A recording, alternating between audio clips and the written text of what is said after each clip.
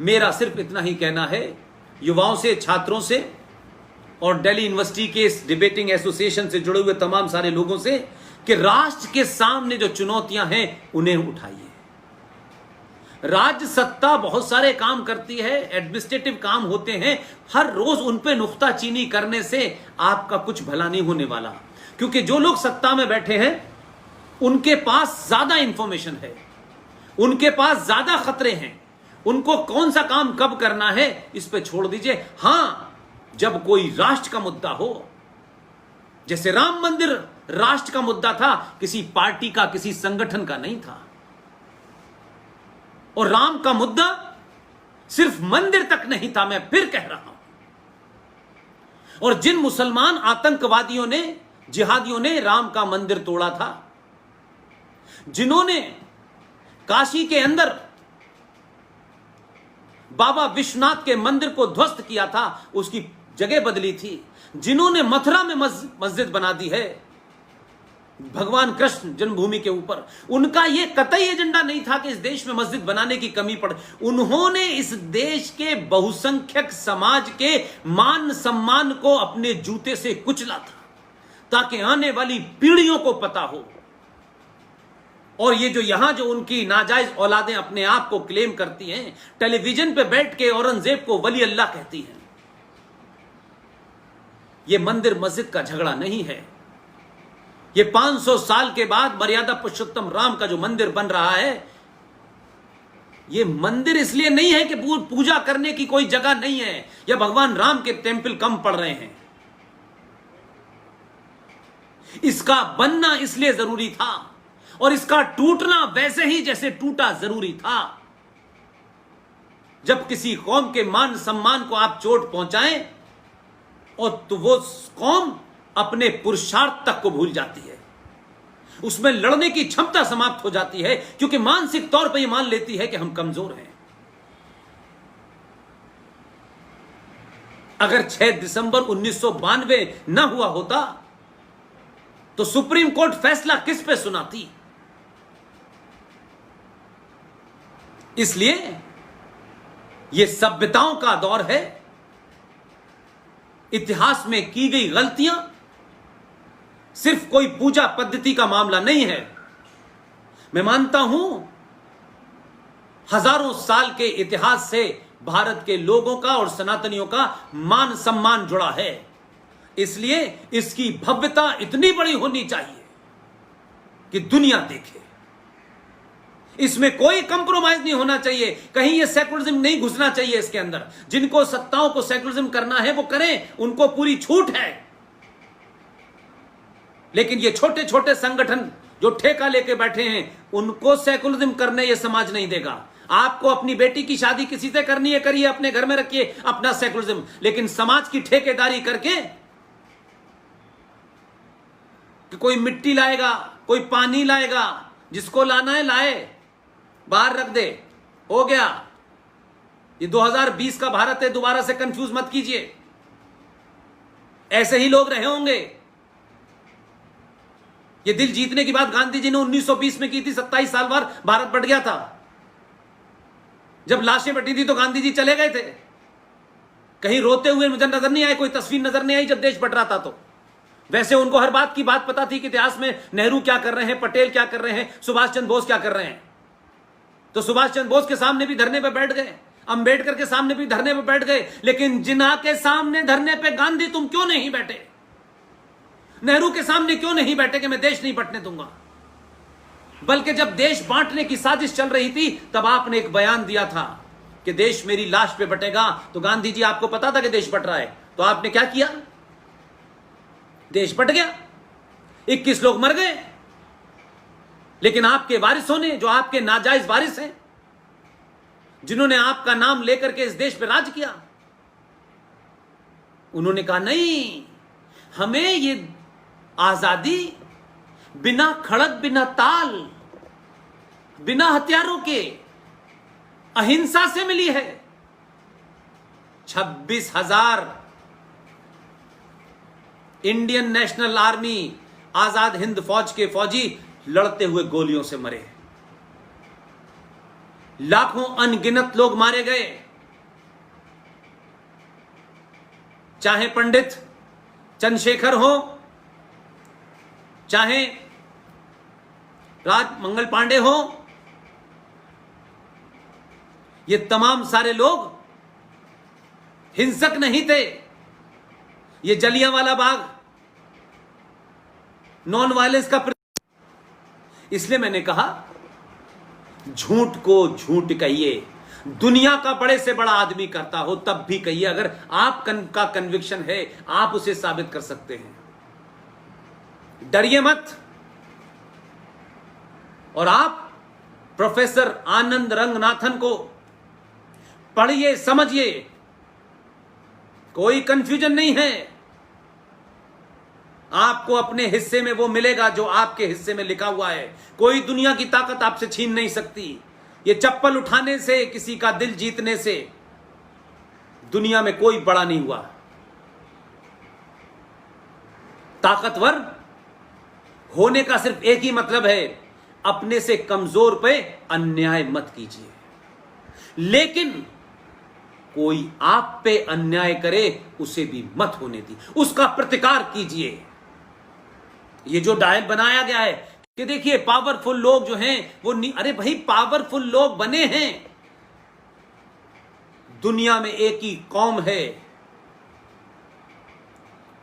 जो पावरफुल इसलिए बनी है कि उसने कभी किसी का घर नहीं लूटा, देश नहीं लूटा, किसी को मजहब के नाम पर कन्वर्ट नहीं किया, अपनी गिनती नहीं बढ़ाई। हर भगवान देवी देवता के हाथ में हथियार है। जब उठाया, जब उस राक्षसी मानसिकता ने धर्म के खिलाफ हथियार उठाया तो उसको समाप्त करना भी आपका धर्म है। आप युवा हैं, छात्र हैं, आप तर्कों से, किताबों से, लॉजिक से, रीजन के साथ, रेफरेंस के साथ देश के अंदर जो थर्ड फ्रंट है, जिस फ्रंट पे फौज नहीं लड़ सकती, जिसका जिक्र मैंने शुरू में, बिपिन रावत जो फॉर्मर चीफ ऑफ आर्मी हैं, उन्होंने सही आकलन किया। जैसे ही उन्होंने ये आकलन किया, कुछ जिहादी मक्कार टेलीविजन पे आ गए, देखिए भारत की फौज जो है, फौज वो है, वो राजनीति कर रही। राजनीति नहीं कर रही। भारत की फौज भारत के सनातनी फौजियों को यह बता रही है, छोटे भाई का पजामा, बड़े भाई का कुर्ता पहने हुए, ये अरफुद्दीन शरफुद्दीन टाइप के, ये रहमानी शैतानी, ये अकरम, ये तमाम जो आते हैं, ये ही सबसे बड़े खतरनाक हैं। इनका मुकाबला चौराहों पे, सड़कों पे कीजिए, उन वामपंथियों का कीजिए जो आपको अभी भी अफीम की तरह सुलाना चाहते हैं। अपने लिए तो कहते हैं कि सत्ता जो है बंदूक की बैरल से निकलती है और धर्म और मजहब अफीम है, लेकिन कानून बनाया आपने कि भाई कम्युनिस्ट जो होगा वो मंदिर नहीं जाएगा। तो बहुत सारे हमने कम्युनिस्ट देखे जो मंदिर नहीं जाने थे, लेकिन मुसलमान कम्युनिस्ट जो है वो सीपीआई के ऑफिस में नमाज पढ़ेगा तब भी वो कम्युनिस्ट है। वाह वाह वाह वाह, अद्भुत है। उसके लिए एक साइड की दुकान है कि इसका नकाब लगा करके भी अंदर घुसा जा सकता है, लेकिन साख का ठेका आप ही को दे दिया गया है। इसलिए दिल्ली यूनिवर्सिटी के छात्र, दोस्तों, साथियों, ये वो विषय हैं जो आंतरिक चुनौतियां हैं, विदेशी चुनौतियां और बाहरी चुनौतियों का सामना करने के लिए सत्ताएं होती हैं, फौज होती है, सिस्टम होता है, उसके अंदर तमाम चीजें हैं, वो सत्ता करती है। फौज को कब क्या करना है, कब राफेल लेना है, कब क्या जाना है, कब किससे किस निगोशिएट करना है, वो भारत का समाज नहीं तय करता। लेकिन जब भारत का समाज वाइब्रेंट होगा, राष्ट्र को बचाने की बात करेगा, तब आपके सामने उन बातों को, उन विषयों को रखना जरूरी है। लिहाजा जो आंतरिक चुनौतियां हैं वो मैंने आपको अलग अलग तरीके से बता दी। इसलिए एक एक चुनौती को भी अगर इस देश के 5-5 सनातनियों ने मुद्दा बना लिया, देखिए देश के अंदर ये जिहादी, ये भारत तोड़ने वाली ताकतें, जिन्हें जिन्ना वाली आजादी चाहिए, जो ये कहते हैं पाकिस्तान से मेरा तेरा रिश्ता क्या, ला इलाहा इल्लल्लाह चिल्ला चिल्ला के कहते हैं, कोई पार्लियामेंट में वंदे मातरम नहीं गाएगा तो उठ के भाग जाता है। समाज ऐसे लोगों को चौराहों पे घेरना चाहिए। सब काम सत्ता व्यवस्था नहीं कर सकती। नहीं मैं मानता कि सत्ता का अपना एक मिजाज होता है, उसकी कुछ नियमावली होती है, लेकिन आज संविधान के अंदर पे बहस होनी चाहिए कि 76 में जब ये सेकुलर हो गया तो फिर 1993 में माइनॉरिटी कमीशन क्यों बना और 2006 में फिर ये माइनॉरिटी मिनिस्ट्री क्यों बनी।